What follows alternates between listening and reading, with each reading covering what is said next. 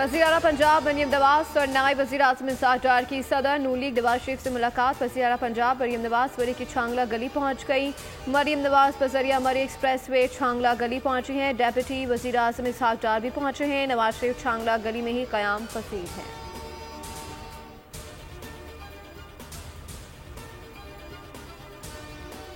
अगस्त 2019 के भारतीय इक़दाम के खिलाफ कल यौम इस्तिसाल मनाया जाएगा। वफाकी वज़ीर अमीर मकाम हुर्रियत रहनुमाओं की न्यूज़ कॉन्फ्रेंस। कहा कि 5 अगस्त जम्मू कश्मीर की तारीख का सियाह तरीन बाब है।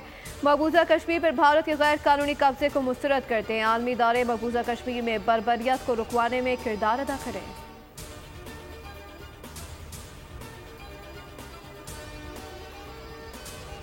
और जूही और गिरदनवा पहाड़ी इलाकों में तेज बारिश के बायस काछू में सैलाबी सूरत हाल। नदी नालों में तूफानी से जूही दादू समेत बड़े शहरों से मिलाने वाली राब्ता सड़कें ज़ेर आब। 100 से ज्यादा गांव का ज़मीनी राब्ता मुनक़ता।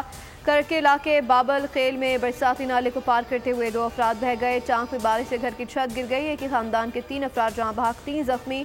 मानसेरा मांडरी नाले पर आरजी रास्ता तामीर। पैदल आमदोरफ्त शुरू हो गई।